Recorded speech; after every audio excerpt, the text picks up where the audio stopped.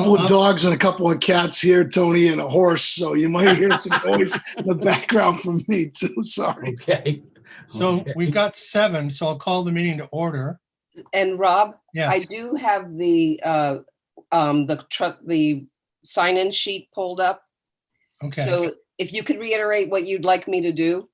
Just when, well, first of all, we'll take a roll call because I know there's 7 of us here. I can see who they are, but you might want to make a note of that. But when we do, if there's a vote on any motion on the agenda, I'll call for a vote.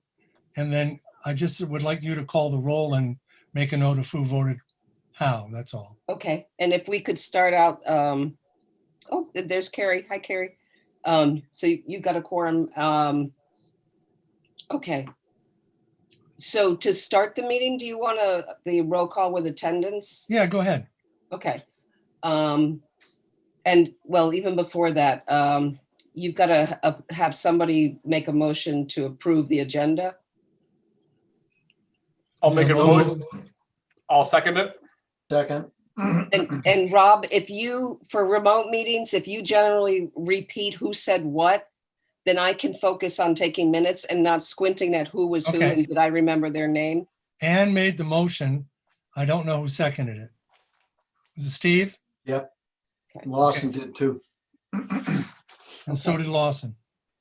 Okay. And then for confirmation of the minutes say, a confirmation of board member attendance. So Bob Weber,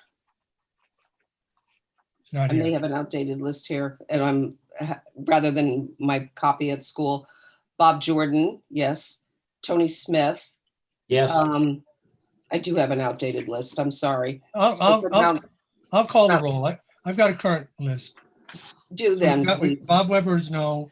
Tony Smith is here. Carol Plenty here. Juliana, she's not here. Ingrid's not here. Steve Hudson, Here. Ann Radcliffe, Lawson Wasland, Carrie Yes. Hayes, Here. and Kristen McKee. No, Kristen's not here. And Rob, I'll just clarify that it's Wilson, not Wuslin. So I'm sorry. Wilson, no worries. It's a weird one. Was Uslan? Wilson, W-U-L. So Wilson, like W-O-O-L-S-I-N is sort of. I think you told me that at the last meeting. And I'll tell you the next one too. And that's what we need to. No worries. So, Rob, yeah, just so I'm on the list. we called you already. Oh, I didn't hear it. No. And the other thing is that if we've got a motion on the floor, do we need to vote on the agenda? Yes. Yes, we do. All those in favor of the agenda, approving the agenda? Just raise your hand. Oh, gotta do a roll call, sorry. Joseph Koff, Yes. Tony Smith, Yes. Carol Plenty. Carol Plenty. Yes, you're muted, sorry. Yes. Juliana's not here. Ingrid not here. Steve Hudson, Yes. Ann Radcliffe, Yes. Lawson, Yes. Carrie. Yes. Kristen is not here. Okay, are there any public people attending? Can we tell if they're here? Mark, if they're watching? So the way we've done the meetings is that there is a public view, but there's not live access to the public. This is the way we've conducted the meetings. Yeah. And we've received public comment. And if we have public comment, we report it out to you and can have that read into the record. And anybody watching can provide public comment to Selena or to the office, and it will be read into the record at the next meeting. Now, that's what we've done with the 11 boards throughout the AOS.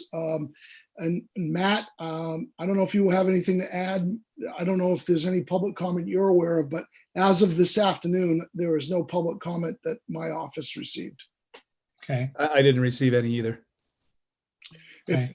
So if it pleases the trustees, we can operate that way. That's been successful for us during these times since March, and if that works. But no, we're not providing an interactive live feed. Now, if there are people that the trustees want to speak to, an engineer or the people that they want to bring in, we can invite that person into the link. That's how we've operated our other meetings as well. Okay.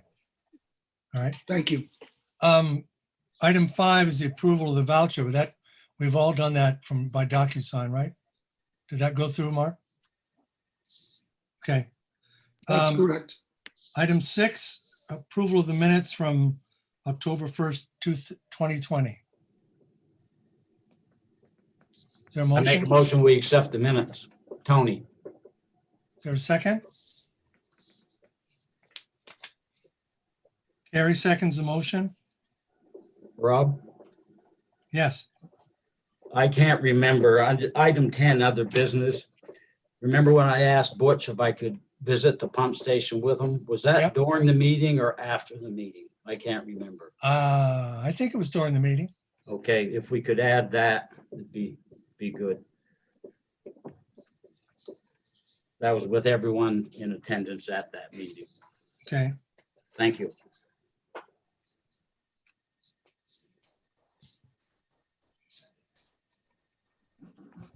Becky, did you get that? You're on mute. Becky, you're on mute. I got it. Okay. Rob, if it helps also, for both you and Becky and the trustees, this meeting is being recorded. So anything that might be missed or has to be checked on can go back to the tape. Okay. Thank you. I need a motion to approve the minutes as amended. So Motion. moved if I'm allowed to. Ann makes a motion. Second. Second. So Ann and Tony. I'll do a roll call. The motion is to amend the minutes of October 1st, 2020. Joe Koff, Yes. Tony Smith, Yes. Carol Plenty, Yes. I read your lips, Carol. Steve Hudson, Yes. Ann Ratcliffe, Lawson Wilson, Yes. Carrie Hayes. Yes. Okay, the minutes are approved. Reports and updates, is that for you, Matt? Well, it is, and we have nothing in that section. Okay. Item 8, discussion items. Role and responsibilities of MDIHS Board of Trustees. Ann, do you want to tackle this one? Sure, I'll start us off. So in a lot of our conversations, let me start by saying this. When I started, I felt I was in on a lot of great initial conversations, but then subsequently when people are starting, I'm realizing that we're not probably giving enough initial information to the new oncoming board members so that you understand where we are and what our parameters are and what we're supposed to be doing. So Rob and I had a number of conversations about that and then talked a little bit with Matt about it as well.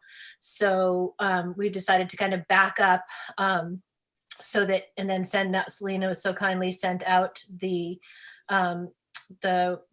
part of the mandate to form the high school, the Private and Special Act of 1963 that has it's not very detailed, but it's at least something to work from of the mandate for the trustees.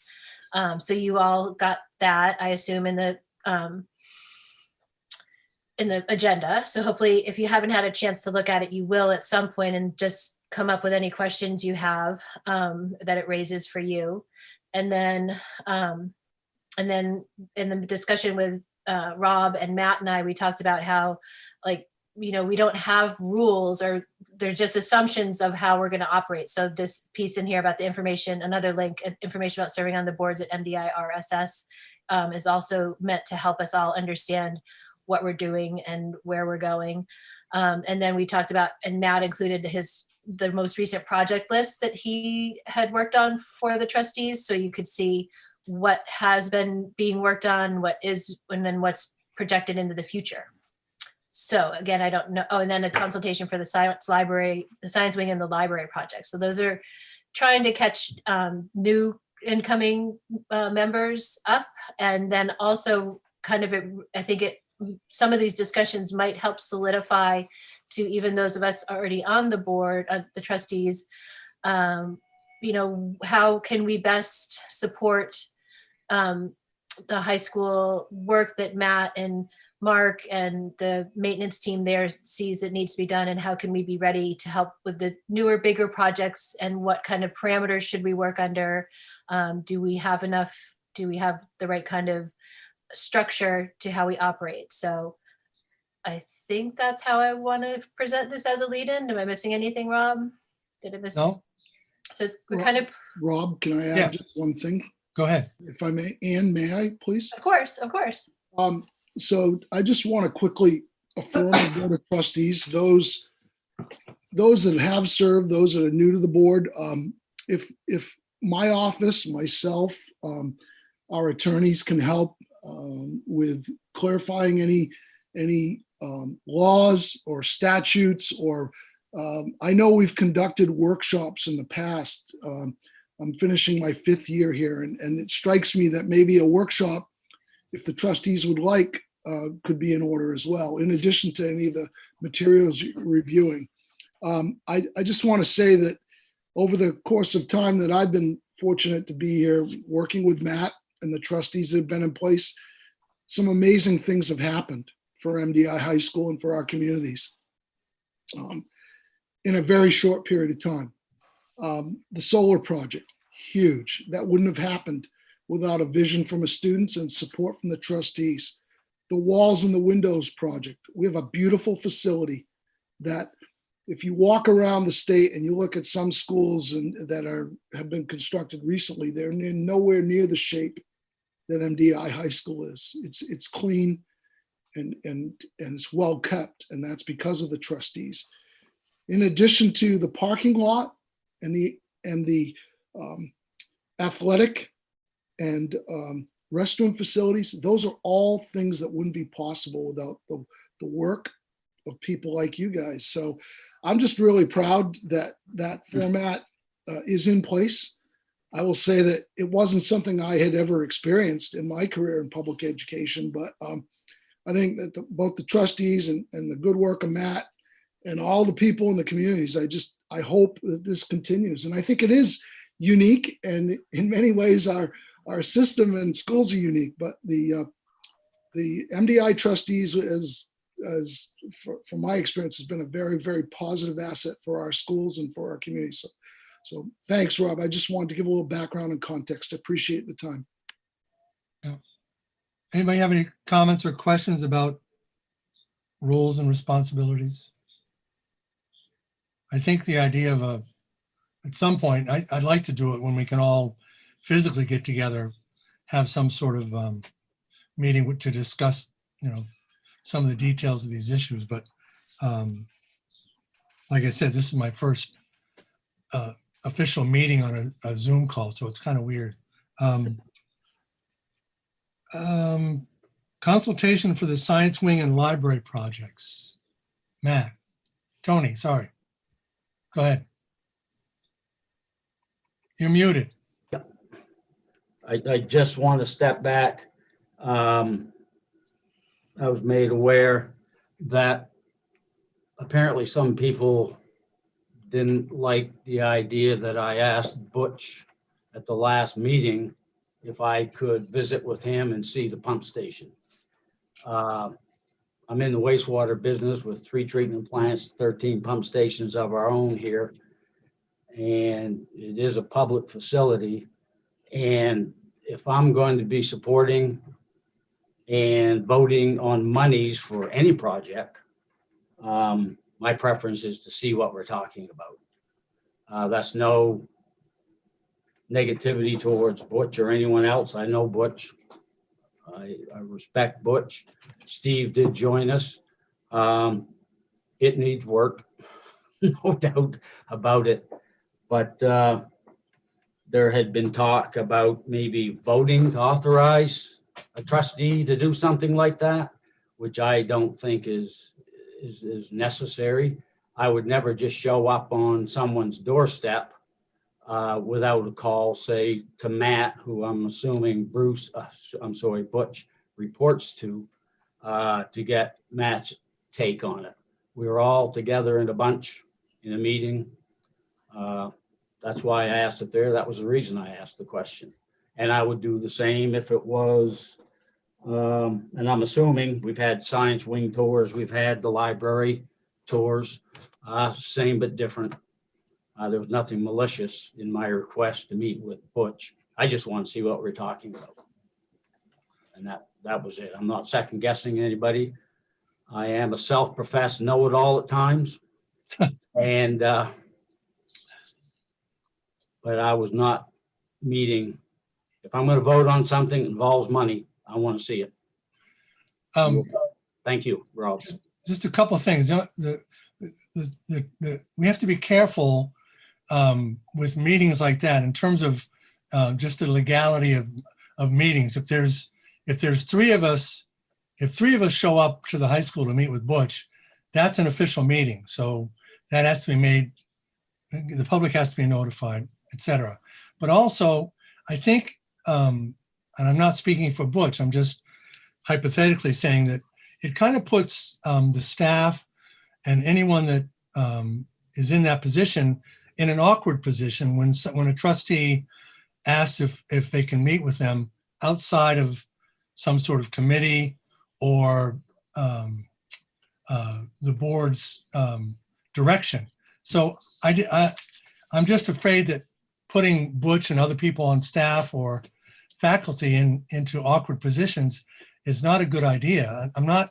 I know that your motivation wasn't malicious, and we all kind of agree with that. But I think it's important for us to have consensus when we do stuff like that. Well, Yeah, go ahead. I'm going to continue. When I'm voting on something that involves public money, I'm not going to vote blind. I'm going to see it. And going back to what Ann said, this 1963 has some guidelines for the trustees, what we do. These little idiosyncrasies, Rob, like you said, 3 people represent a meeting, the public has to be notified.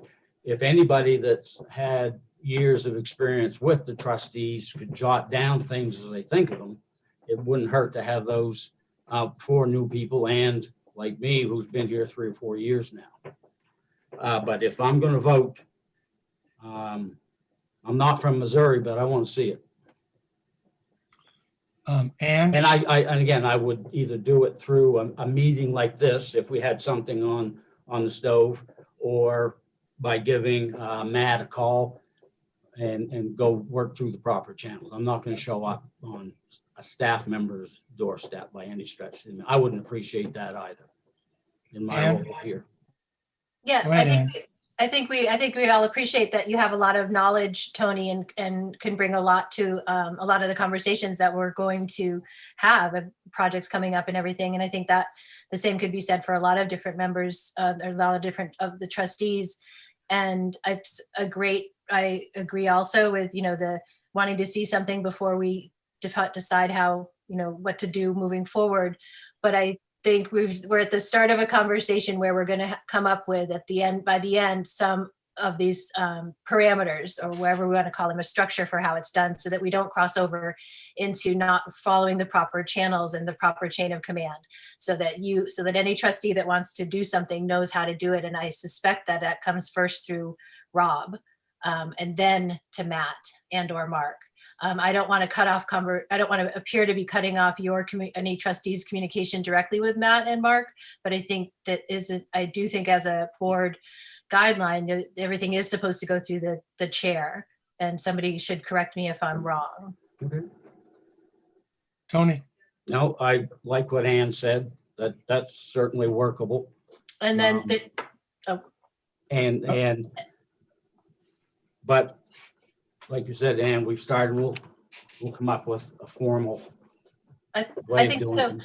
The other thing I want to just point out is that I think a lot of us have different expertise, and that's what brought me to this as well, Tony, is when we were talking about generators or, the some of the other things that are coming up. I'm like, well, I want to know what specific generator are we talking about to size this big a building? And are we talking about one, or are we talking about two? And are we talking about underground? So I come with construction and landscape construction and building construction experience, as you come with engineering and maintenance and all of that type. We have Lawson on now as an architect. So there's many of us who have a lot to offer. And I think it's an asset. And talking to Matt and Mark, I think they're both very clear about that. And I think we just need to get to the place where we figure out what our proper procedure is, so that we're being the most supportive of any project and the administrators overseeing that project, and not getting in the way of anything. Tony. And I agree, Ann. I agree. One, I was curious. And two, if somebody walks up to me on the street and says, did you vote for X numbers of dollars as a trustee for the pump station? Yeah, I did. Did you see it? Yeah, I did. I would, I would like to suggest that, go ahead, Lawson, before I talk. I guess I was just gonna, and maybe we're not there at the point of the conversation yet, but sort of acknowledge that I think most of us have like multiple sort of connections to the school and to Mark and Matt, and we might be reaching out in various capacities. And it's probably really helpful, surely for me as a trustee, to be able to know if I'm like putting my trustee hat on or not. And then to make that very clear to Mark and Matt. And one way to do that is to either go through Rob if it's a trustee issue, or not if it's not a trustee issue. So I'm finding that delineation to be a helpful beginning of a parameter. I would suggest that if we're talking about specific, like Tony said, when we're deciding whether to spend, a lot of money on a project, whether it be the pump station or something else, I think maybe part of our protocol during our meetings would be to ask members if they would like to visit the site and talk to Butch or whoever is in charge of managing the particular project.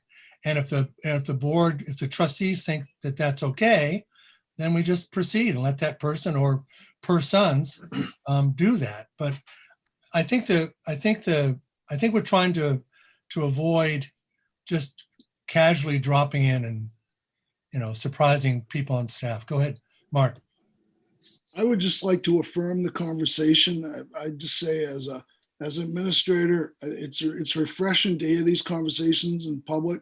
And I think I can speak for myself and Matt jump in if I misspeak, but never once has any of us ever been opposed to any trustee, board member, and for that matter, citizen, to come with an inquiry. I think it's always good to have layers and checks and balances, but under no circumstances should anybody ever question expenditures or how we're utilizing funds. And I say that, and those are words, but in the past, and the trustees recall, whether it were walls or windows, if we had a clerk of the works, or we had engineers or architects, bringing them in, walking them through projects.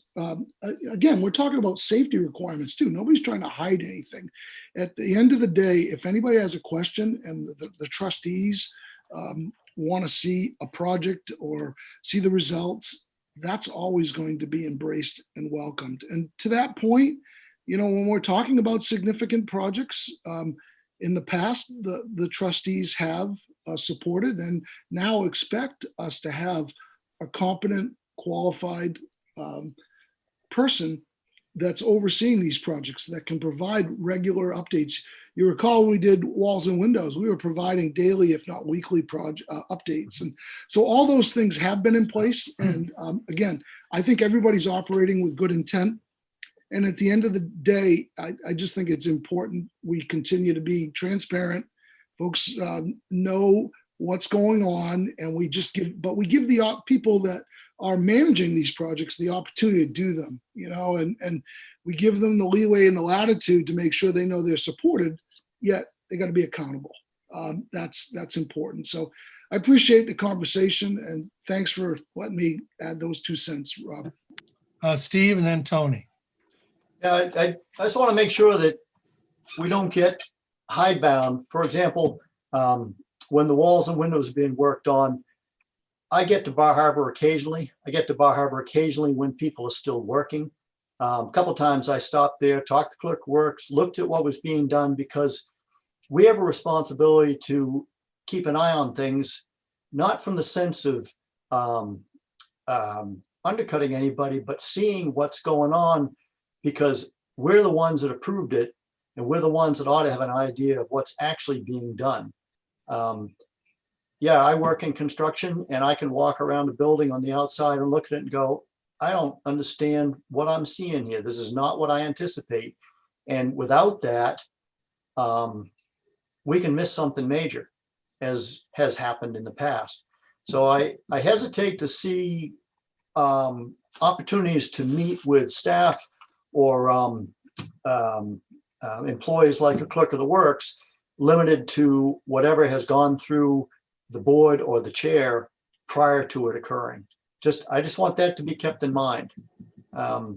It's not like we meet often, and if we're going to have to wait for meetings to get agreement to do stuff, then that's going to be an issue, I think.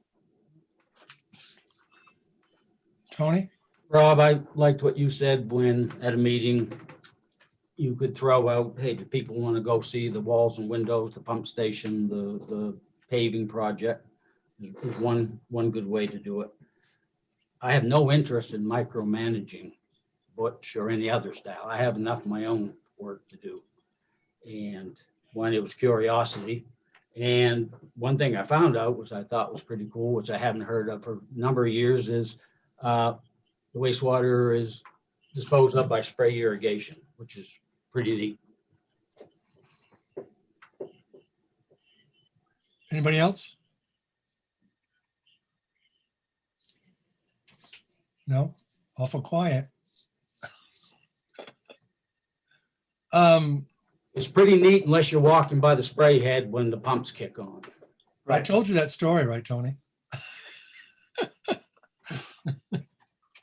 Well, it's a quick story. Years ago, I worked at the high school. I was in charge of the grounds there. And one of my jobs in the summer was to lay out all these pipes with sprinklers to sprinkle the ball fields with the water from the pools, the septic pools, basically. And occasionally in the summertime, I'd get people come to the track and to be jogging around the track, and then to cool off, they'd run through the sprinklers. And a couple of times I'd tell them where it was coming from, and they weren't too happy. And I'd always have to direct them to the boys or women's locker room in the high school to wash off. So it was quite comical. I can speak to having done that without ever knowing until joining the trustees later on. So a notice would have been good. Yeah, right.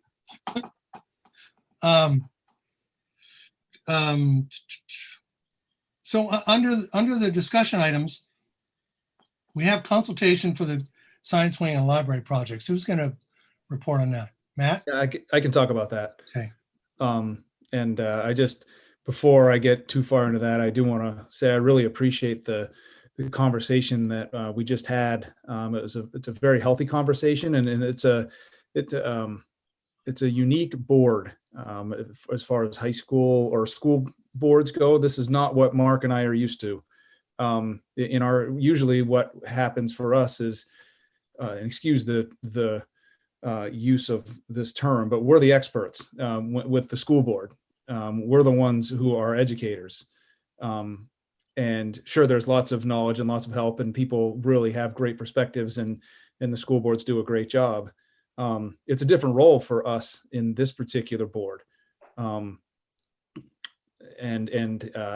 I'm looking at a screen full of subject experts, which is super helpful, and also community members. So we really want to, going back to the points that a few people made, there's a wealth of knowledge and ability that Mark and I certainly don't have. And so we appreciate us being able to work together and do it so that we can, and like Mark said, we have had some really productive projects working all together. So I'm looking forward to this next one. So thank you for that, and thank you for the really, really healthy conversation we just had. One of the things that we talked about last meeting, and I think I want to start a little bit to circle back, maybe repeat myself a little on that conversation. So just to fill new-ish people up to speed, we've been talking about for a number of years, actually, renovating both our library, which is a perfectly great 20th century library, and we're into the third decade now of the 21st century. So it's time for that to be modernized. As Mark said, our building doesn't look like it's 50 years old in most places, but it does in that room, and it does in the science wing. So again, those are great 20th century science labs, and that's not really what we owe our kids at this point in our community.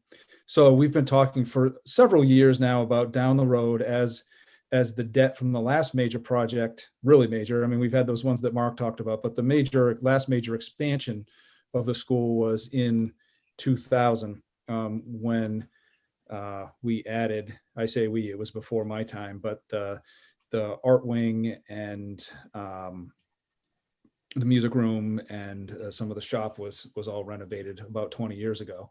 That debt is expiring. I think we just made the last payment a couple of weeks ago. And so we've been targeting, this time to start looking at, now's the time to upgrade those two areas of the building. We had work groups over the last couple of years actually getting ready, doing some preparatory work. What is it we might want to see? What is it that are priorities for us? We did some site visits last year, both to other buildings and also to go through and walk through our own building, and identified some really important wants and some really important needs. A couple of things that are needs that to get right out of the way is the science wing. We need to upgrade the heating and ventilation system up there on the second floor. Those are the originals from 1968. We need to make sure that the chemical storage, although it does pass OSHA standards, you store a lot of chemicals in a science wing. We need to make sure that those are safe. And then we also need to make sure it's a great learning environment for our kids. We need to, again, we need to modernize our library. So anyway, we have a lot of plans that we put in place. We were getting ready. We had a fair bit of momentum to be able to go into this year, start to lay out our plans, start to look for someone to design around our big ideas. And I do think our big ideas are best done on a walkthrough, which we did do a walkthrough at our last meeting. I think I think it was just before the schools went to remote. Anyway, I think, as Rob was saying, it's really hard for me to talk through our big ideas through a computer screen like this. But the basic ideas are expanding the library to make it more of a classroom space that you can have multiple things going on, more of a media center, more of a resource than just a place for books. And that's not how it's functioning right now, but that's how it's built. We need to make our science rooms more mobile, more adaptable, able to use different areas. Anyway, we need to have a better use of space upstairs because we have one more science teacher than we have science classroom. And I don't know that we need to add a 7th science lab, but we do need to make the labs that we have more adaptable to different types of classes. I think those are our biggest priorities. And then anytime that you do a major project like this, you have to do an audit to make sure you're ADA compliant throughout the whole building. So I think we've identified through some things we did before, we have a couple of guardrails in a different section of the building that are they're okay, but you can't do a big project without replacing them. So there are some less expensive things like that that we'll have to work in. Anyway, it's a big project. And I will then circle back to, I had a conversation with Lawson because of his background as an architect.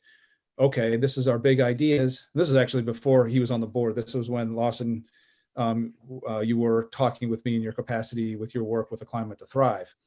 And he said, what you need before you have an architect is you need an owner's rep. And I think, just let me define what I think you meant by that, what I think I mean by that. And I did some research here. An owner's representative is hired by a project owner to represent him or her throughout the entire process of development, including site selection. Well, that's already decided, but site selection, design, entitlements, permitting, and construction.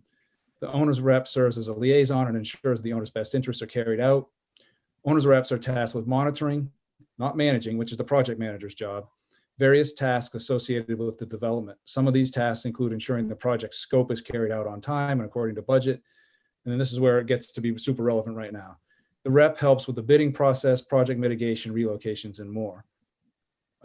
Project owners may lack time and experience to perform these tasks. Well, if you consider the school administrators to be project owners, then we certainly lack the time and experience to perform those tasks.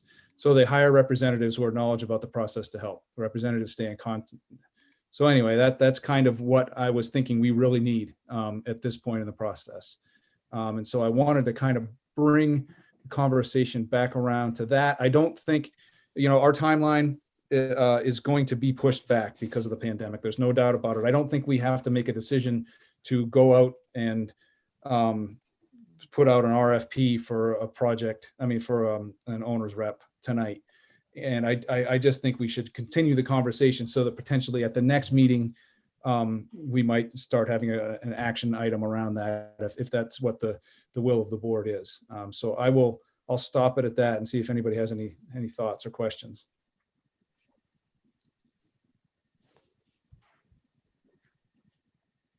I've got Tony, then Lawson, and then Carrie, but I just first have a question for Matt.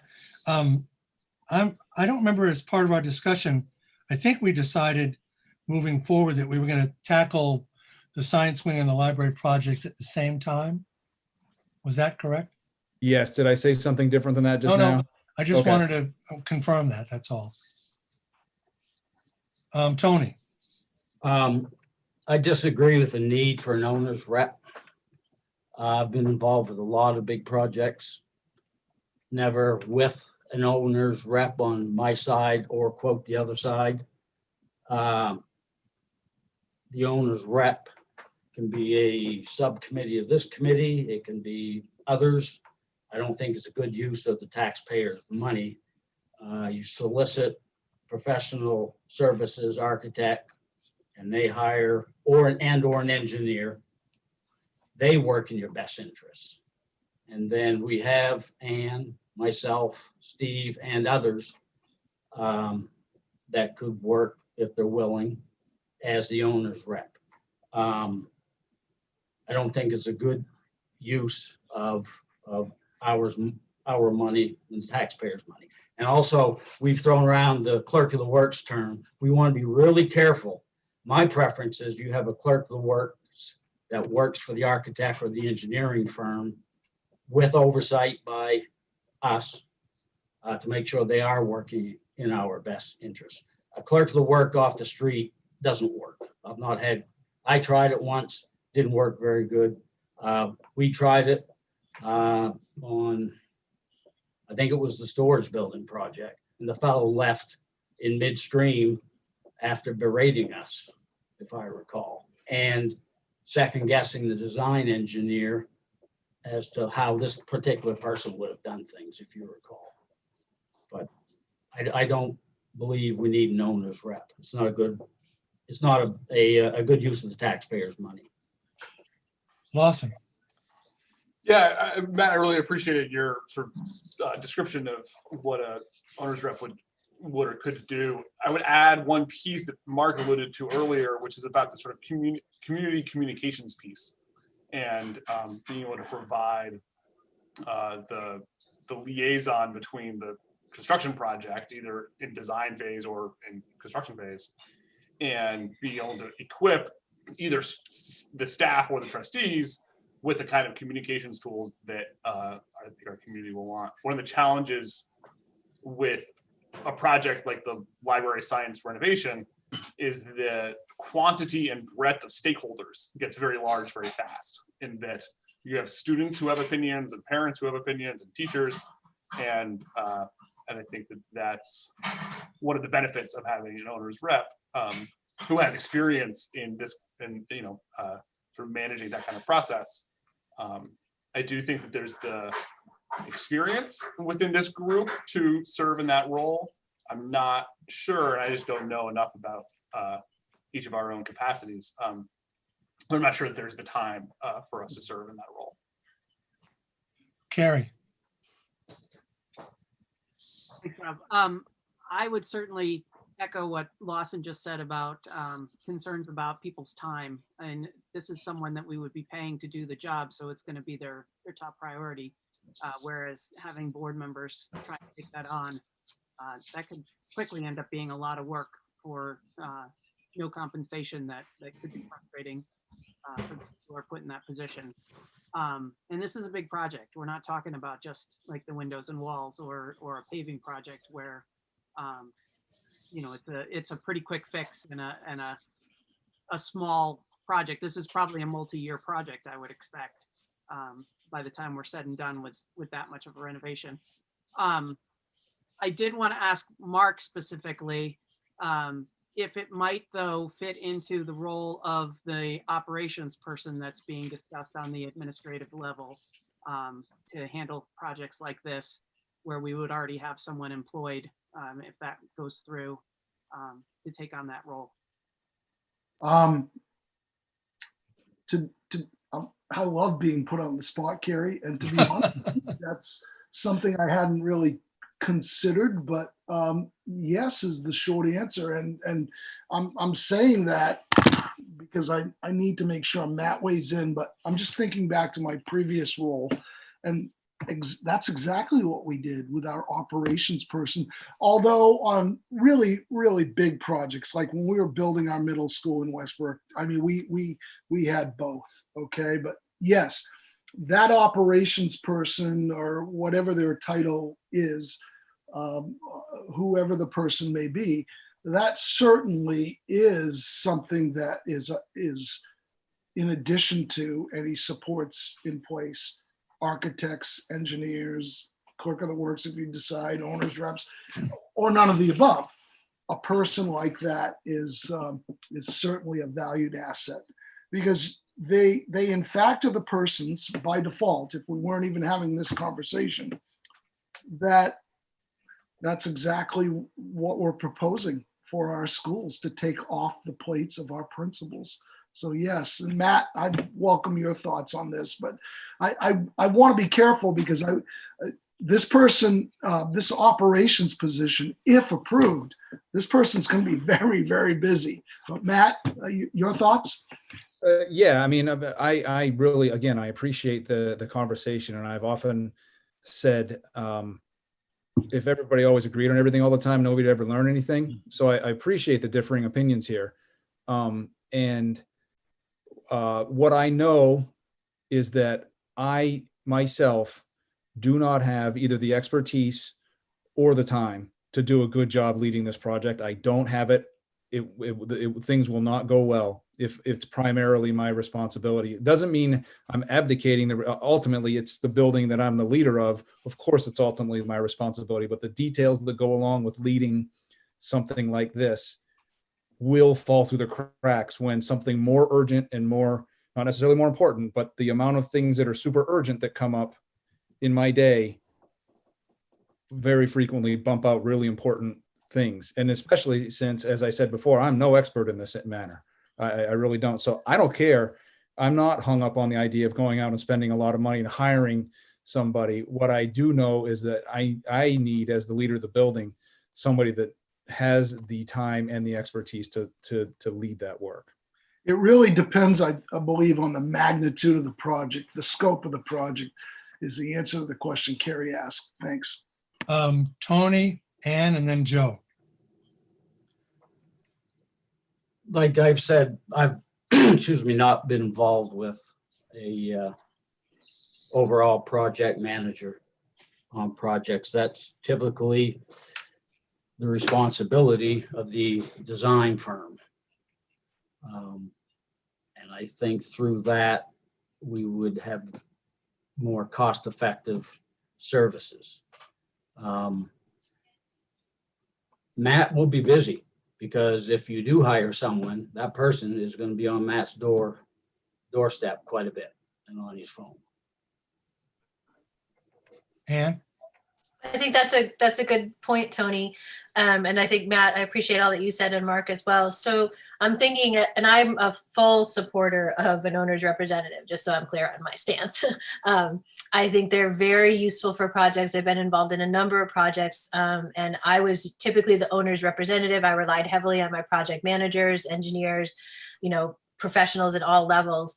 But to make a project come to, start to finish all the way through, on time, on budget, and to the satisfaction of, all the different points we're trying to hit, I found a owner's rep project manager person very, very important.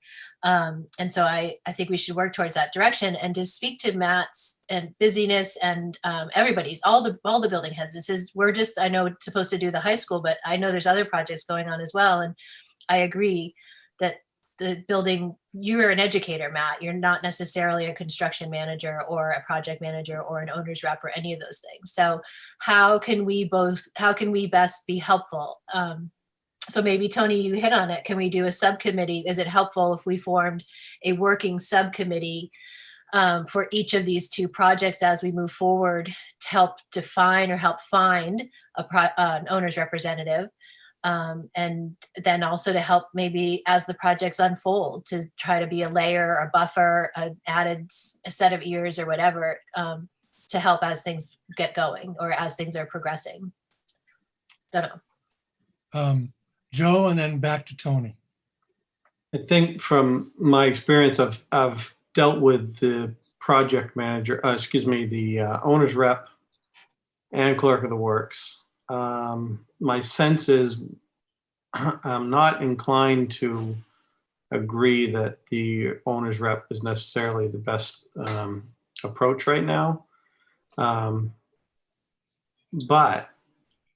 I really don't know the scope of these two projects. And without knowing that, I'm reluctant to even render any kind of judgment on any of these things, simply because of the scope is unknown to me. And from maybe you all are much more acquainted with the project than I am, but lacking that knowledge, I'm just not ready to voice much of an opinion, other than unless it's a huge project, and I've dealt with two of them as an owner, and there are owners reps are I think in my view one was necessary, one was not, and I think actually became more problematic because, as someone pointed out on this discussion, they're going to the owner all the time and getting a lot of questions answered, and sometimes those questions really require the owner to go back over and say, okay, this is what we're dealing with, I understand it now. So it's really tying up that person anyway. So maybe the subcommittee is the best approach at this point. But again, I'm loath to commit to anything without the scope being known. Tony, and then Steve. Excuse me. Thank you, Joe. You just gave me a duh moment. Matt, we corresponded months ago. I had missed the tour of the chemistry area, and I'd like to have a tour of the library. Is that something that you could set up for at least Joe and myself? I'm sitting here talking about this overall project, and I didn't know we had 7 science rooms and an extra teacher, whatever that might have been. And then second, with all due respect, we're talking public money here, not private money. And I'm looking at taxpayer investment, taxpayers' money. And I still believe we can get what we're looking for by hiring a firm, not an owner's rep and a firm. This is public money we're working with here. And I keep that first and foremost. I'm not going to chisel and nickel and dime things, but we can set where we can save money, we should. Thanks, Rob. Steve. Um, Wait, Matt, you want to respond?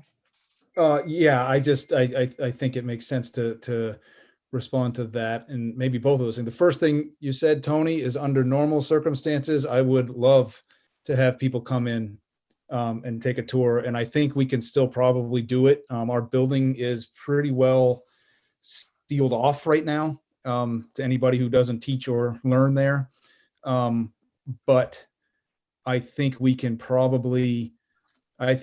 probably be able to work it out depending on how the COVID circumstances. I mean, we don't know what's going to happen in 15 minutes with that. That's kind of our life right now.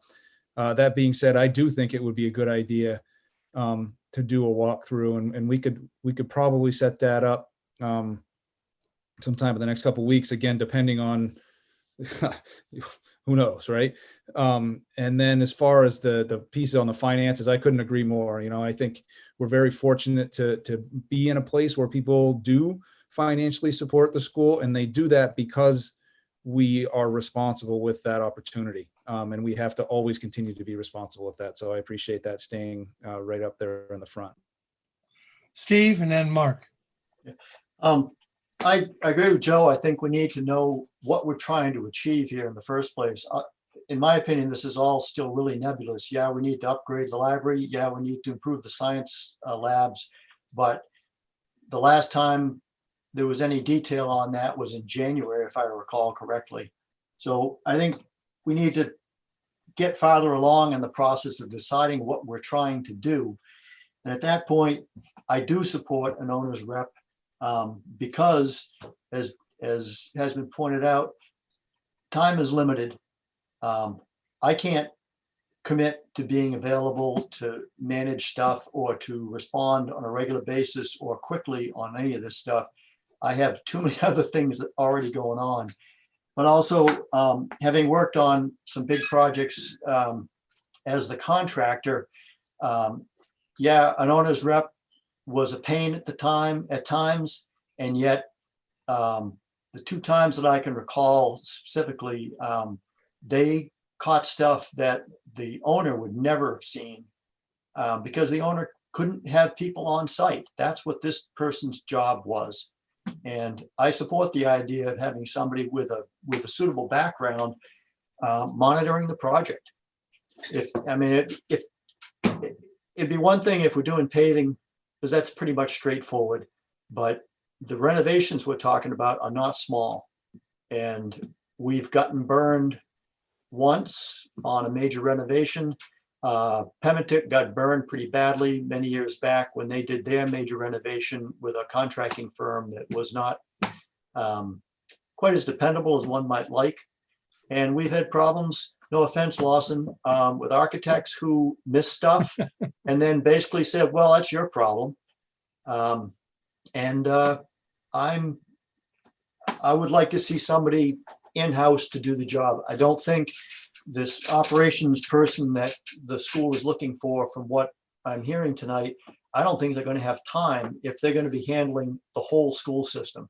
If they're just there for the high school, then they should have time. But if they're trying to manage or oversee projects across the board, then no, they wouldn't have time.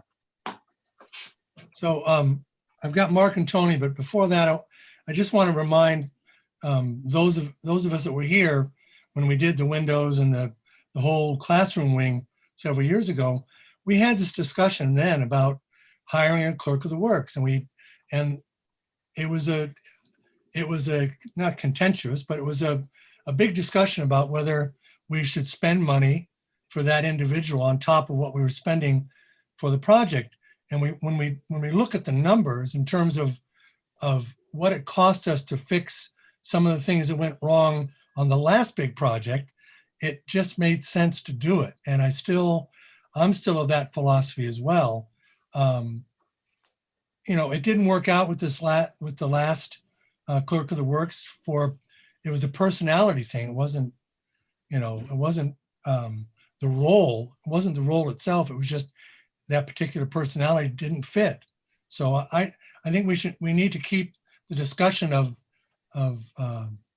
not just the project manager, but the clerk of the works in the forefront with big projects like this. Joe, you'll be after Tony, but Mark, you're next. Thanks, Rob. I'm going to try to be brief.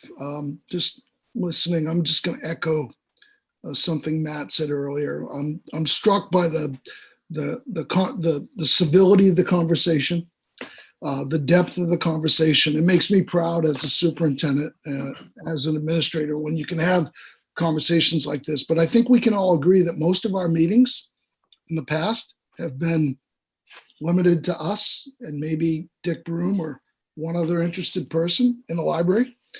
And now these meetings are being live streamed, what anybody could see them, which is a good thing. And there's a couple things I just want to circle back to. Number one, transparency. Nobody, Matt, myself, would ever not want a trustee or somebody of interest to come in and see what's happening with the project. It's public money. We get that. We know that. Number one. Number two, who here hasn't had an experience, whether it is with an automobile, a piece of land, a property, a house you were building, I don't care, a project you were doing yourself, where it was, I don't know, maybe that person's out there, but it was perfect. It's not perfect. We don't live in a perfect world. And so mistakes are going to be made. Doesn't mean that there shouldn't be accountability. There shouldn't be circling back. So many of the things we're discussing, depending on the type of project, the depth of the project, the scope, and the availability of the person or their qualifications, it goes without saying that you've got to have the right person available to do that work. But the last thing I just want to focus on is, along with everything that has been very positive about the support of the trustees and the projects that you've supported and that may consider in the future, is we are in the middle of a pandemic. And I know you all know that because you live it with your families every day, but our principal and all of our principals have not had the capacity to do the things that we're talking about right now. And that's not their fault. Matt is a fine administrator. And the things we're talking about, it just strikes me that yes, the board needs to have, or the trustees rather, need to have a detailed presentation, and we can talk about that and we can deliver that. But I just want to underscore the times we're in are not normal. And I know people know that, but I just need to set that context. We are in the middle of some of the most challenging times of the pandemic we're in. So let's keep that frame of reference as we continue to move forward, because the trustees have been very active and beneficial to MDI High School in the last few years. It's astounding the work that's been accomplished. And some of it hasn't been perfect, but boy, oh boy, we can be really proud. And I think we have been transparent. So communication, moving forward and resetting, because we will get through the pandemic. And when we come out of the pandemic, we're going to need things like the projects we're talking about to give us hope and move us forward. Thank you, Rob. All right. Tony, and then Joe, and then Ann, but then I have a question for the members after Okay. that. Okay. Go ahead, Tony. I want to be clear. I'm not advocating for Matt to be the owner's rep on this project by any stretch of the imagination. If we did hire an owner's rep, he will be picking Matt's brain. Butch will be probably, I'm guessing, a wealth of knowledge. Also, I don't support the owner's rep on the front end, but I did resident engineering for 15 years or so.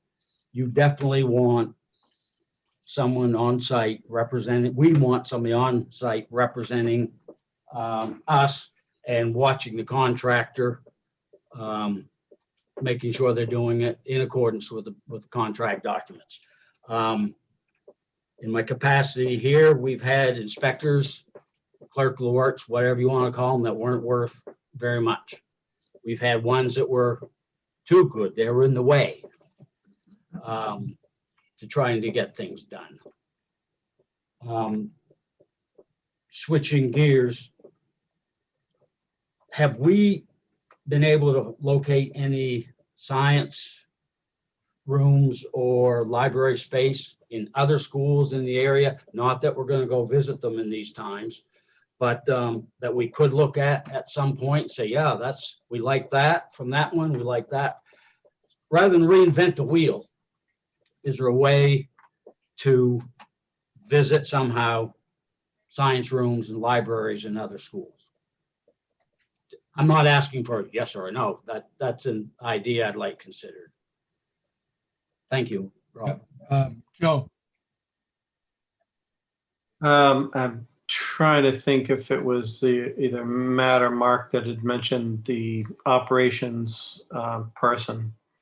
And it seems to me that I'm not sure the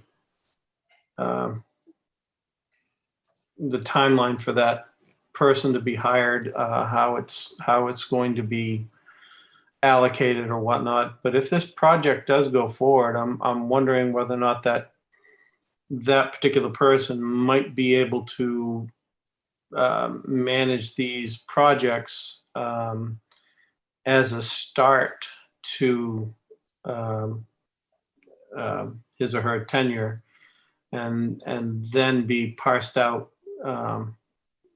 in the other schools at the completion of this project. Whether or not that's even been thought about, and that may give you a real good idea on what the capacity of that person might be. But if he or she is going to be on the payroll already, it may make some sense to allocate that on these projects first, or isolate him or her initially.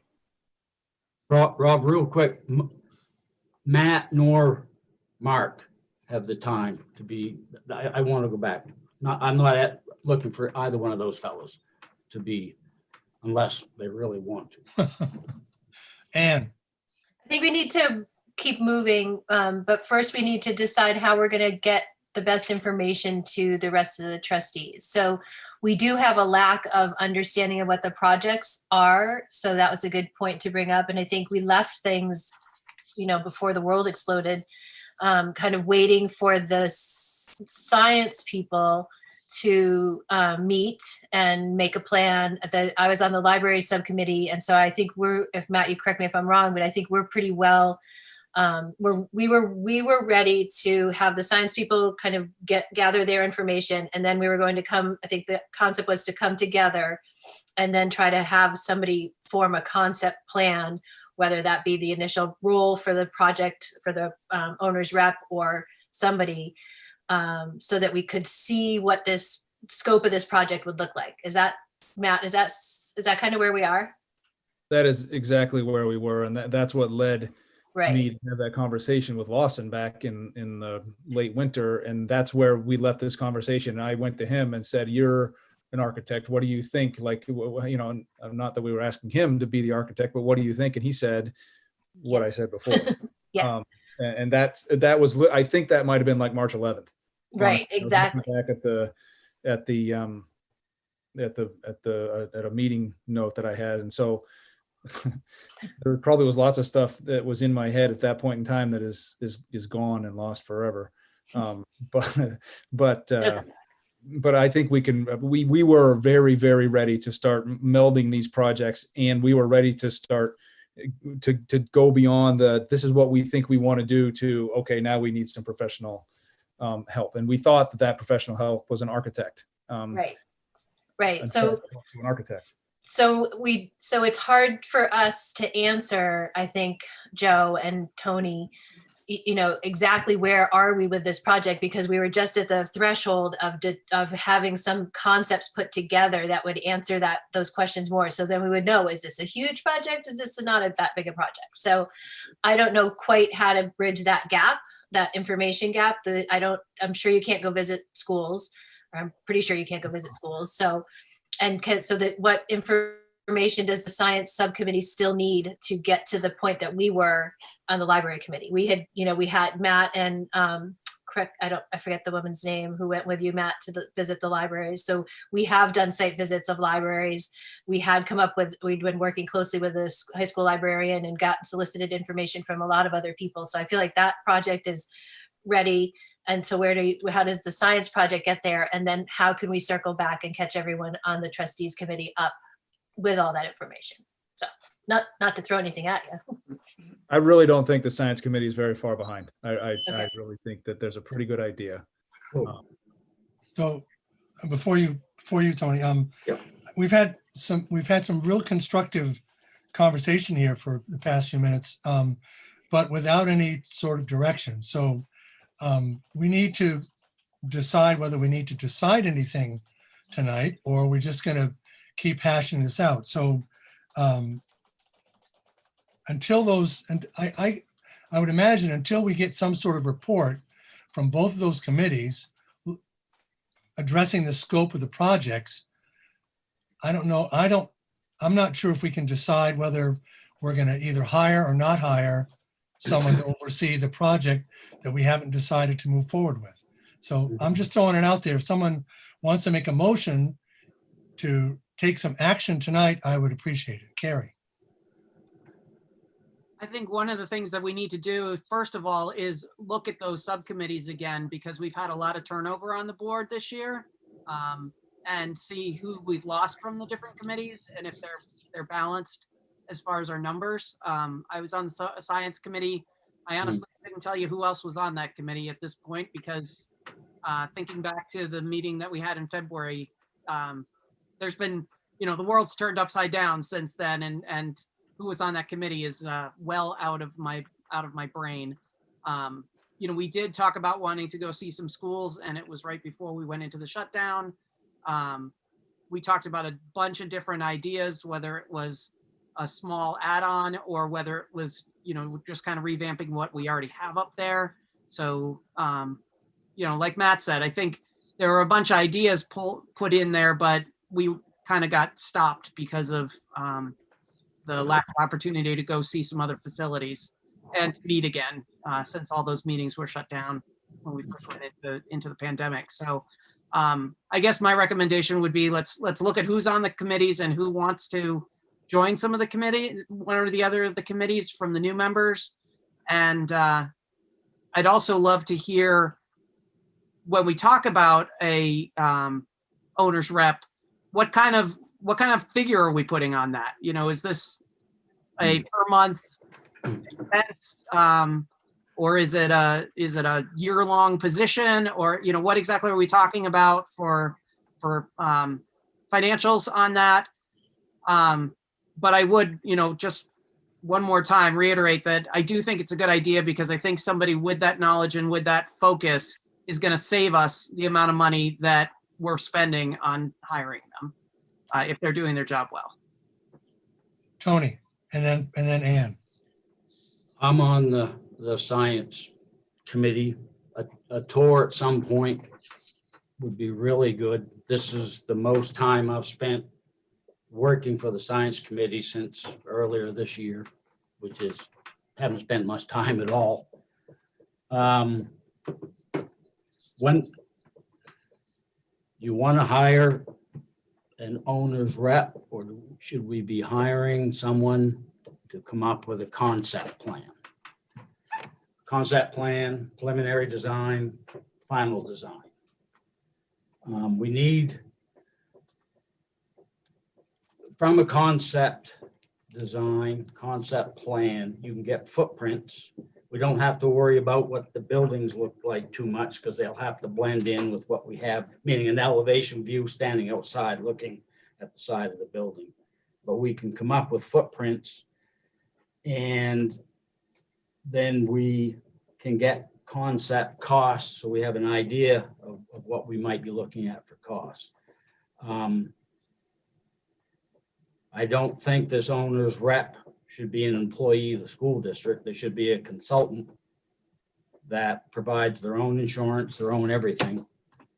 And we want to be really careful when we're reviewing, when we solicit expressions of interest by these people and in our review process. Thank you. Ann, So are we at the point where we don't need a motion to reconvene the science subcommittee?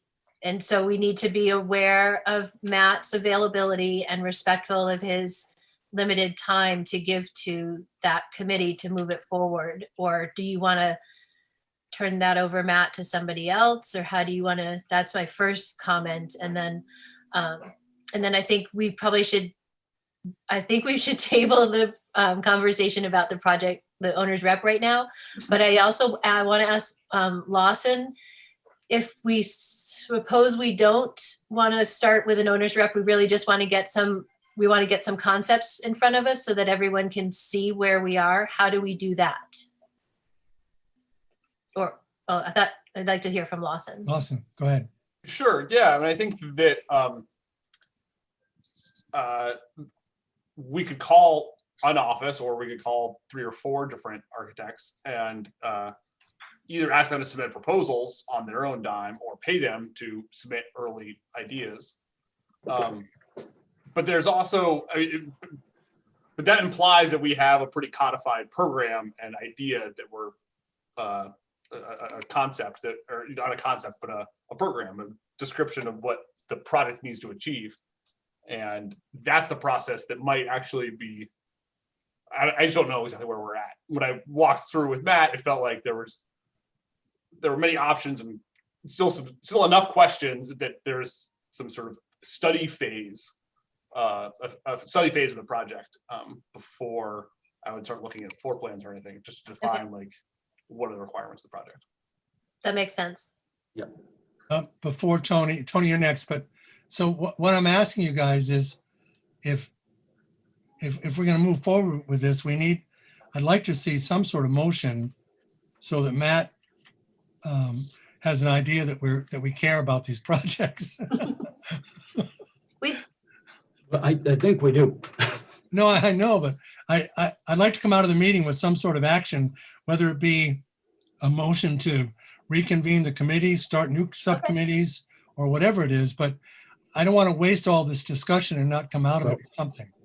Tony, I agree with what Carrie said. We need a state of the union to see where we stand committee-wise. And Lawson called it the study phase. That's a good term for it. We need to know what we want, no matter what. I don't want to leave that up to an owner's rep. We need to know what we want. That's why, Matt, when you can squeeze this in, my old boss used to say, Jesus, Tony, you got nights and weekends, but I'm not going to do that to you. I'm at your disposal.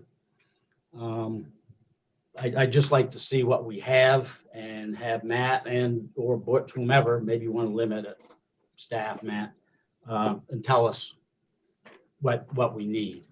It's been years and years since I've been in a high school science lab, which isn't a bad thing. Joe and then Ann. Rob, you want a motion? I'll give you one. I will move that we ask the pertinent subcommittees, the science and the library subcommittees, to report back to the trustees with a scope of the project as they see it for our consideration in, let's say, 3 months. And I'm open to discussion on that. Yeah, I'll second that. I was going to ask you to abbreviate the motion if you could. To abbreviate it? Yeah. Develop a scope of services. do we have, abbreviate it? Can I step in and ask a question or comment? Or do we have to wait for the abbreviation? Well, it's been seconded the way it was presented. I would also, it's not part of the motion, but inherent in that motion is the idea that the committees should be reconstituted with the proper amount of members, and I'll leave it up to the chairs of those subcommittees to pick from the group here and get them to full force. Well, we can do that separately. So there's a I just motion. didn't want to leave it out there and not. Yeah. There's a motion and a second on the floor. But Anne, did you have a question about the motion? I have a discussion. Yeah, I don't know. I have this question or discussion piece of it. I don't know that the subcommittees entirely can come up with the scope of the project. But I think part of Joe's motion was to reconvene the subcommittees to do that. Right. I at least Yeah. it's my intent to get a better sense of where we are and to see, even if it's just down a spreadsheet list of, these are the items that we want on there, blah, blah, blah. But I don't think it doesn't have to be any square footage or anything like that. In my mind, it's just a report back to the trustees to get us up to speed, and then we can decide from there where we go with it. Do we, as Lawson had intimated, do we put that out for a proposal at their dime, or do we, pay for a submission of ideas for a rough sketch? I just want to, I'm in favor. I think the motion is clear enough for me. This is just personally. I just want to see us get unstuck in Yes, terms of yes, this process. yes. You know what I mean? I Yeah, think you're not alone. what's that? You're not alone. I know. So that's why when we vote on it, I'll vote in favor of it just so that we can move forward with it and Yeah. get something done. Tony. Someone has to come up with a scope of services, and I was assuming that would be the subcommittees. It won't be an all-encompassing group of things. Research will show that we'll be adding to things. And if we're going to have someone do concept work or study, why not Mike Sealander? He's an architect. We've worked with Mike before. I don't think we're at the place where we're talking about people or specific yet. I'm just throwing that out. I think we just need to keep moving at what we're moving on. Yeah, and I'm just throwing that out as part of the discussion, but thanks, Ann. Matt. I think listening to Joe's motion, I do think it's actually possible probably for those two groups to come up with not the specs or anything, but the general scope. What is the general scope? I think 3 months is a period of time that I would be reasonable to do that. And I do appreciate everybody's understanding about the circumstances that we're working in as educators right now. And I also don't want to overstate the problem. It's not like we are so busy that we don't even have time to blink. I mean, it's not so much, sure, we're certainly busy. Don't get me wrong. We are busy, but it's not like the next time I can talk or think about this is 6 weeks from now. We still have, we can get things in our calendars. But that's what we have to do. We have to be able to plan and get things in calendars and try to limit our, make sure we accomplish what we're trying to accomplish within that meeting. Not that then the problem comes when there's the meeting and then there's the 7 things you have to do after the meeting. That's what gets difficult. So we can definitely, if we lay out a schedule with subcommittees, we can do that. We can meet the terms of that motion. Again, unless who knows what's going to happen, but I think we should be able to do that. So if this motion passes, I'm hoping someone will then follow this with a motion to reconvene those subcommittees so that they can follow through with what this motion makes us decide to move forward. Carrie. Did we name chairs for those subcommittees? I don't recall if there were chairs. I think Matt's the chair of both. Yeah. I was acting as the chair for both of those, and that would be difficult.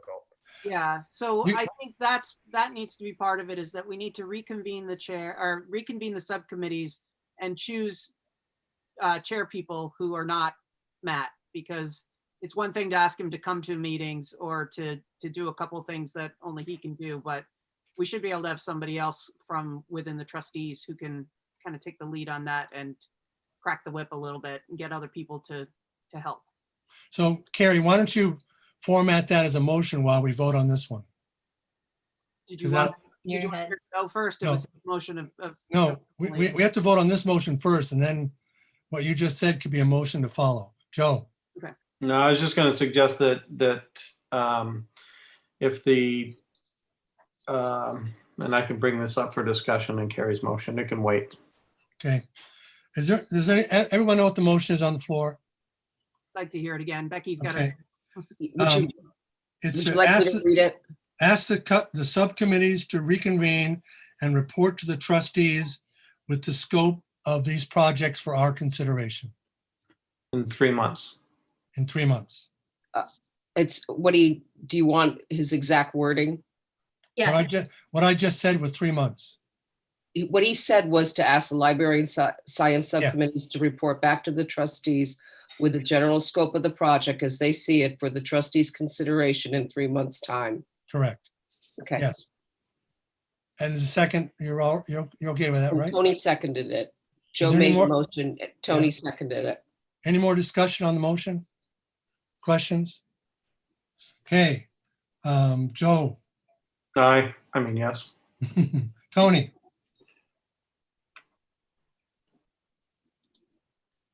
Yes. Carol? yes, Steve? Yes. Ann? yes, Lawson? Yes. Carrie? Yes. I vote yes. Okay, we did something. There we go.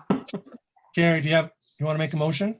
Sure. So I think the motion, the only thing that I was really suggesting that's different than that motion is that I would propose that we designate chairs of the two subcommittees, the science subcommittee and the library project subcommittees, to take some of that work off of Matt.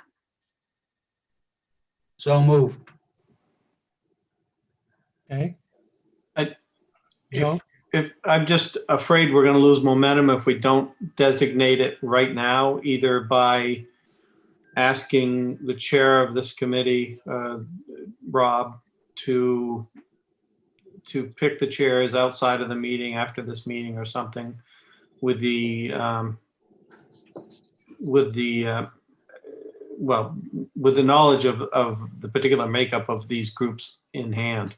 Obviously, you don't want duplication, but I think if we just leave it open-ended, then there's no mechanism for which to appoint that person or persons to the chair. Well, we have- First, Tony, then Carrie. sorry. like Carrie said, first we need to find out who's left on the respective committees, who's going to get on them. And then amongst ourselves, I had thought like we would nominate Carrie as the chairman of the chemistry room. I was gonna nominate Ingrid because she's not here. I was gonna nominate. the That's a good library. idea. Do we have anywhere the names of who was on the subcommittee? It was, I think it was you and Tony, and was Mia on that one, or did she not join either one? Yeah, I don't know. I don't even know. We do. Yeah. Maybe we should start Somebody over. will. Becky will. Yeah, and new people should be able to join, maybe. I don't know. We do, and I can dig, and I can give it to Rob. And Okay. I guess we should probably ask Matt if he's okay with kind of chairing those subcommittees until we get an official chairman for each subcommittee so we can move forward. I thought that was gonna be part of your motion, Carrie, but I don't think it was. Which you thought what was going to be part of my motion? I thought you were gonna suggest that Matt continue as chairman of both committees while we Oh, reconstitute them.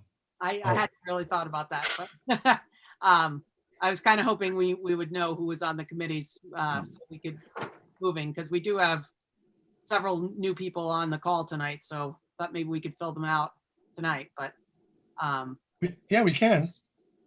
I just, Tony, we don't have. Carrie, are you, Rob, if I could ask Carrie a question yeah, go ahead. on the spot, are you willing to be the chairman of the science committee? Would you be? I think I probably could do that. Yeah, I'm a little reluctant just because I've recently joined school board, so I have a lot of meetings. But I can't complain in front of Mark and Matt. So Okay, that goes back to Joe's comment about if we could do it, at least have a consensus. I would love to ask Lawson if he would be willing to serve on the science committee with us. Yep. Yeah, I'm happy to jump in. I'm not ready to chair, but I'm happy to. Oh, yes, you are. You're new. And, we also had some teachers and community members. Matt, I can't remember who it was from the lab that you had that came to the. Jane Disney was one, I thought. Yeah, Jane Disney. Yeah, it was Jane Disney and Steve Munger. And then wasn't there at least one teacher from the school that was assigned? Yeah, but they all joined us. There's a lot of interest. They were all there, but I feel like there was one or two that really wanted to be part of the committee. I want to back up and make sure that the discussion we're having is pertinent to the motion that you made. Okay. What was the motion again? Oh God, come on. Becky, go ahead. Got it. There we go. Thank you, Becky. What I think you said was to reconvene the subcommittees and choose the chairs of the library and science subcommittees. As Okay. simple as that, just to reconvene and choose the chairs. All right. So that was seconded. And in order to get that particular motion out of the way, I'd like to vote on it, and then we can move forward with what we've just been talking about. So are there any questions about that motion? Can I What's revise? that? Can I revise it slightly? If the second's okay. Tony, you seconded it, right? Joe, you're next. Sure, that's fine, yes. Go ahead, Carrie. So rather than just say reconvene, I would say that we want to reconvene and repopulate, if that's the appropriate word, those two committees and choose a chair. Are you okay with that, Tony? Yes. Yes. Okay, we have to vote on the amended motion. I'm going to call the roll. Well, Any Rob, discussion? Yeah, Joe. I was just curious whether or not your intention, Carrie, that once the meeting is reconvened, they will choose the chair at that time, once the first meeting occurs.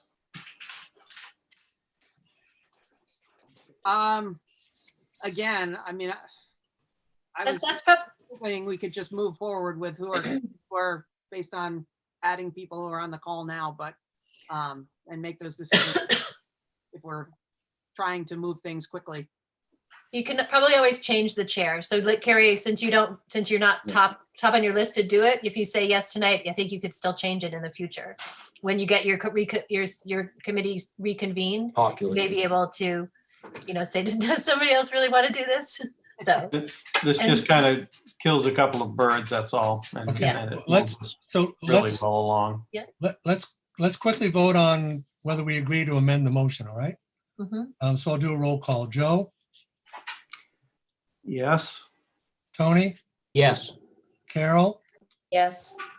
Steve, Yes. Ann, Yes. Lawson, Yes. Carrie, Yes. and I vote yes. So the amended motion is for the subcommittees to reconvene and choose chairman of the subcommittees. Is that correct? And repopulate. And repopulate. That's it. It's a brief motion. Any discussion? No? So we're ready to vote? Okay, roll call. Joe, Yes. Tony, Yes. Carol, Yes. Steve, Yes. Ann, Yes. Lawson, Yes. Carrie, Yes. and I vote yes. Yes, Joe, go ahead. Just as an aside, I assume we're doing Robert's rules. Yes, I'm It trying. wasn't necessary to vote on the amendment, because if it's okay with the first and the second, then that is the okay. And then we could have just gone ahead with it. It's fine, but it's just one of those things that, because I'm a Robert's rules guy, I just want to make sure we're doing things the proper way, that's all. I appreciate it. I'm kind of a Bobby rules guy. Project list, Matt. So I just wanted to kind of put that on there for reference. So I don't think we need to spend a ton of time on it. It's just a kind of a really rough 5-year kind of sketch looking forward. If you look at, there's a few things on there that we know we're going to have to spend some money on. If I can get to the right tab here. I had them all lined up, and then I went looking for the names of the people on the subcommittee, and now I can't find the right tab. That's my kids tell me that they're called teacher tabs with all the things open at once, but I bet it's not limited to teachers. There it is. So if you look at the list, there are a few things that we know that we have to put money away for, to replace the boiler, which is only 10 years old, but you don't want to get caught just having to pay for that in cash. So we've been building a boiler reserve. We know that the track's going to have to be replaced. I've put in there a couple of the maintenance projects that we're working on this year. We know we're saving money to buy that solar array, the debt service money there. So basically that's kind of the big things that we've got out there. I mean, there's roofing that at some point in the next 10 years may need some attention. We had it all looked at about a year ago, and it all looks like it's in good shape right now, but who knows? And then just looking forward, again, it's more of just a snapshot looking forward with some other things on there. So I just wanted to give that just as a basic bit of context. I don't know that we need to get into it too much tonight. I think we don't have to really adopt a budget until till into the spring. But it's good to have out there. So anyway, I think that I'd take questions on this, but really Steve has the master. This is just like a really rough knockoff of Steve's masterpiece. And I think he and I need to work together on that to get that kind of back in, completely current. So Steve, I apologize. I didn't mean to dismiss you there. If you had something to say about the budget, go ahead. Yeah, Matt, I'd like to meet with you on this. We can do it electronically at some point, or I can meet you some safe location outside in the cold. Just let me know.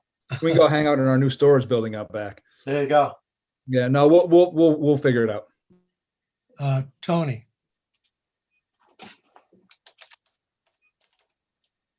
Can't hear you. Getting tired. What's the purchase price for the solar array? We've got 325. It's approximately $365,000. Wow. That's over 3 times what ours is at the highway garage. Wow. It's quite big though. It's quite large. That was going to be my caveat. Thank you. Yeah, it's enormous. Carrie. I know I've been doing this for several years, and some of this stuff still confuses me. So I'm sure some of the new people on the board aren't going to know what some of these items are. Matt, would you mind just going over what the first minor capital reserve and the last one, APPX to minor capital reserve? Yeah. Okay. So it's the same. So the minor capital reserves, we can build up basically 2 reserve accounts. One for the boiler and one for basically any other projects. And I don't know why it's called a minor capital reserve, but that's what it's called. And so each year, any money that we don't expend from our money that we appropriate in our budget can be moved into that capital reserve. So I think right now we have about $350,000 that we moved from last year's. We took action at last time we met in October, we took action to move money into that from unexpended funds from last year. And the idea here is to try to build up a down payment basically on this big project. The bottom row there is essentially a really rough estimate of what is likely to be unexpended to roll up to the next. So if 352, the top row, if you add the bottom row to that, it becomes the next year's top row.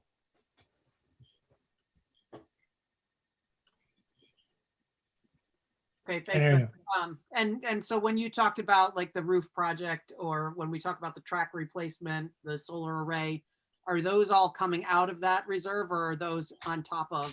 Well, I think they probably technically have to go into that reserve also. We can't have a bunch of different reserve accounts, but I think we can put them into that one and make sure that we earmark them. But Steve has more conversations with Nancy about this than I do. Okay, thank you. Steve? Yeah, the point of me creating this spreadsheet that we've been using is to keep track of, to make sure that money doesn't get spent on something else when we've been planning to put it into the minor capital reserve to pay off something in the future.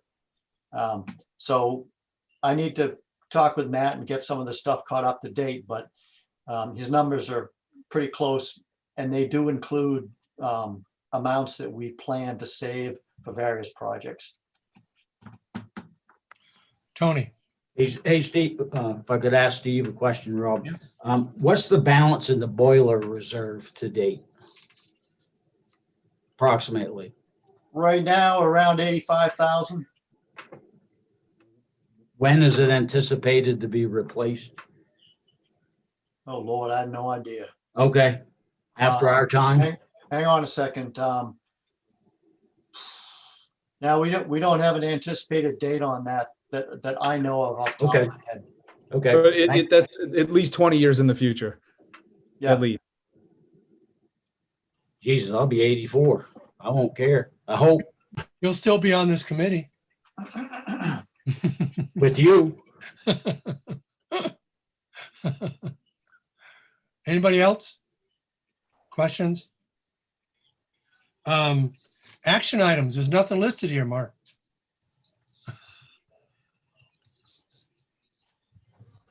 Nope. We didn't have anything, but if the trustees have anything to act upon, I think you've made some motions, so I think you took action. Good. Other business. Anybody have any other business? Yeah, I've got a couple items. Go ahead. First of all, I need to know from Butch at some point what his estimate is for the art wing overhang replacement.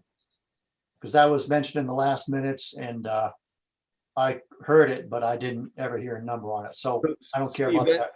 That number that's in that thing that I put there, that's a good number. Okay, I'll add it to the projects here and we can discuss that.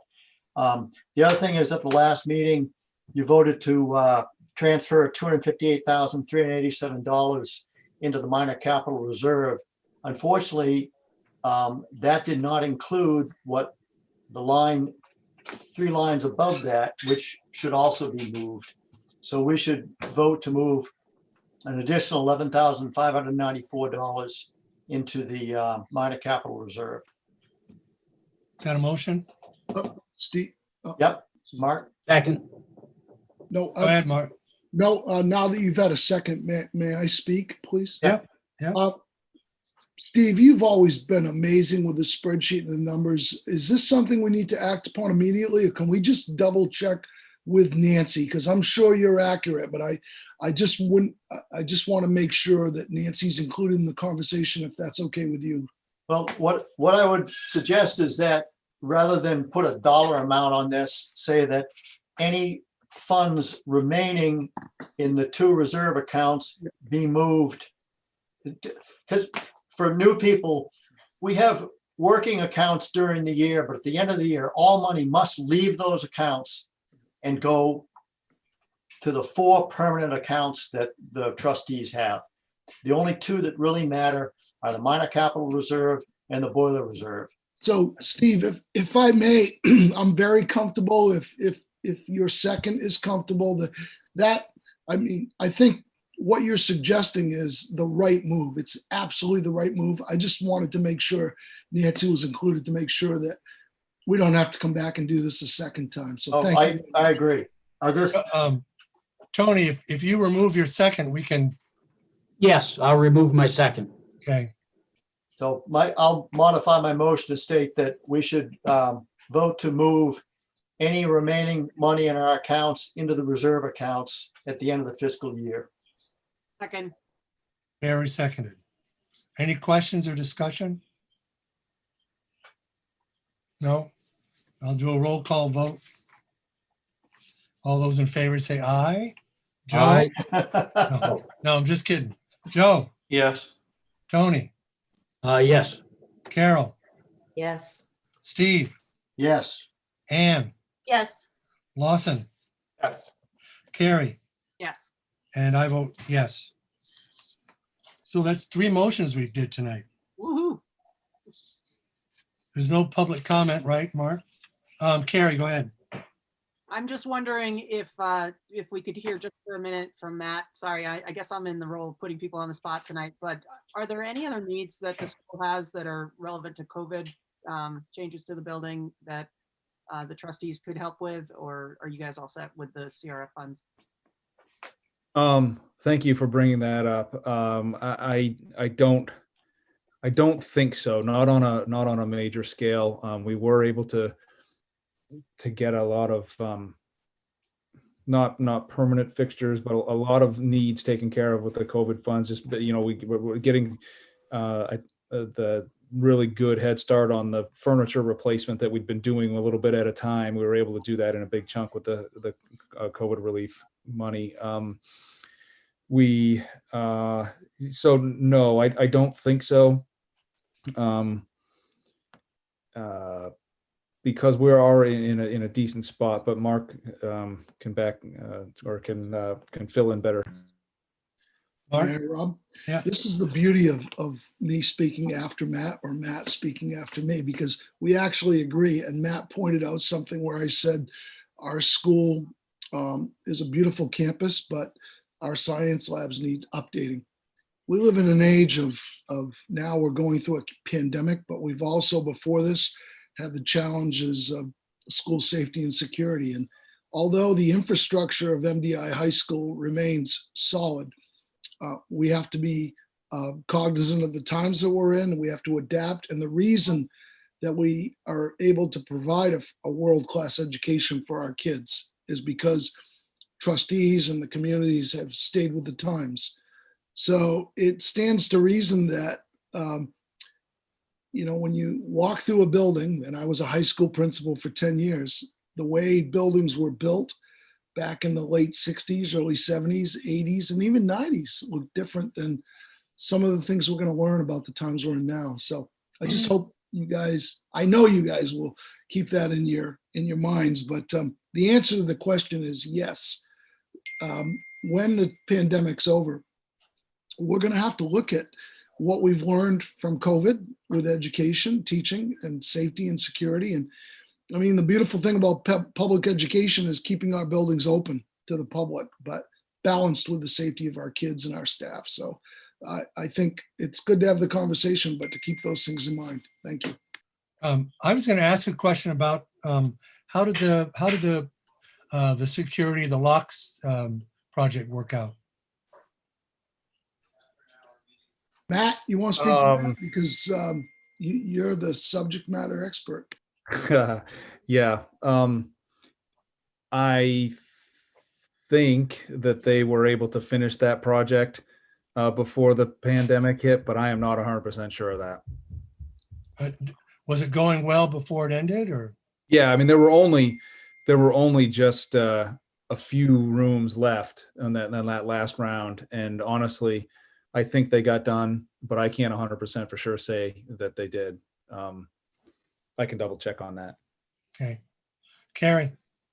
Just to follow up on my question in the comments, I feel like we've had a lot of praise heaped on us tonight by Mark and Matt, but just I would like to express my gratitude to Matt and Mark and all of the folks in the main office for all the work that's been done to, get us through as far as we have with the pandemic.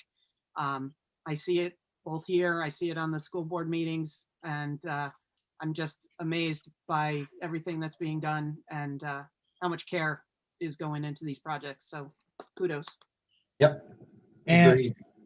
I want to circle back to, yeah, thanks Carrie for saying that, sorry. And I agree. I want to circle back to the chairs of the subcommittees. Matt, I'll get in touch with you to talk about our committee and see if you want, who's the best, who we might think is the best. I don't mind volunteering, but I just want to see if you have a different idea. So we'll resolve that and put it out there, and we'll let the rest of the trustees know somehow, I guess I will. There's that. And then there was something else that's just left my head. So I guess we're just going to call that good. Carol, This is my second meeting, and I'd like to say to Rob that it's far better than sitting at great distances in the auditorium with masks on. I actually can see your faces. I've actually learned a lot more at this one than I did at the first one I went to. Yep. Getting up to speed slowly, but I did want to say to Carrie that if I can participate on the science lab committee. I was a science teacher at the high school level for a while. Dark ages, but I'd be interested in that project. Madam Chair. yeah. We should open it up to all new members. We should make sure everyone gets invited, right? Somehow. Rob? I'll send out an invite, an email to everybody. That's Anybody great, else? Carol, that you're willing to do that. Yeah, thank you, Carol. I don't know if I can speak officially as the chair or not. I mean, I said I'd do it, but I don't know if we need to go or committee for that. So Becky, could we send out these minutes to everyone as soon as you get them done? We'll do that, Rob, through my Okay. office. Thank you. Yeah. Future agenda items. When do we need to adopt the budget? I keep forgetting. March? Well, I think we should at least have a conversation about it before. Ideally, it would be good to do before the second Monday in February. Now that I've thought that through, because that's when the high school board does its last vote before the public vote. So end of January, beginning of February would be ideal. Well, yeah, the reason I asked that is because we need to decide on our next meeting.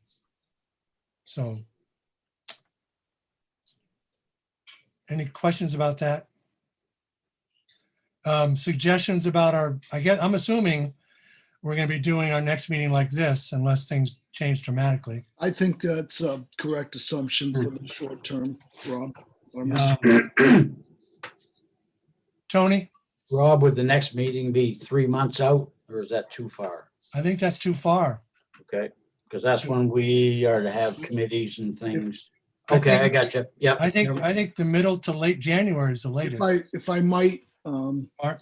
and Matt, please jump in, but I'd say not early January, but towards the end of to the beginning of the second week of January, excuse me, the beginning of the second week.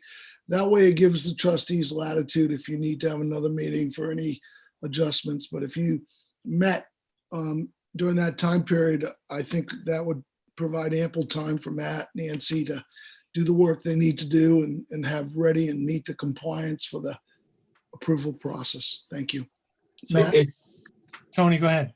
It's amazing. You can think something, and when you say it out loud, you know it doesn't make any sense. Thank you, Mark. Carrie? I would just request that if we could have any materials for a budget meeting in front of us before the day of the meeting. It's really hard for me if I get items to look at on the day of a meeting because I'm working right up until the minute the meeting starts. If you can try and give us those on the Friday before or something, so we have the weekend to pay attention to them. I'd appreciate it. So I would suggest Monday, January 11th, same time, same station. Yes, Mark? I think that's likely to be a high school board / AOS board night. So unless, Mark, you want to do a triple header, that may not be a great date. Not do a triple header. No, I might suggest, Matt, what do you think about the 12th or the 13th having, let's stay away from the 13th because that's the, how about is Tuesday, the 12th available in your calendar, Matt? Yeah, it's available. I mean, yeah, so, and I have a Trenton school committee meeting, but I'm sure Matt can carry it. So if that meets with the approval of you, Rob, you can tentatively set that date and then double check with others, but the 12th might be a good date to target. Is everyone okay with the 12th? Raise your hand if you are. Yeah. Steve? Can't hear you.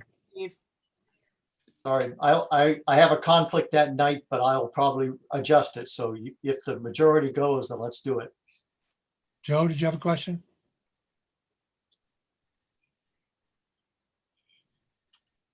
Nope, I was raising my hand. Okay. So our next meeting will be 5:30 on the 12th, January 12th, via Zoom. excellent.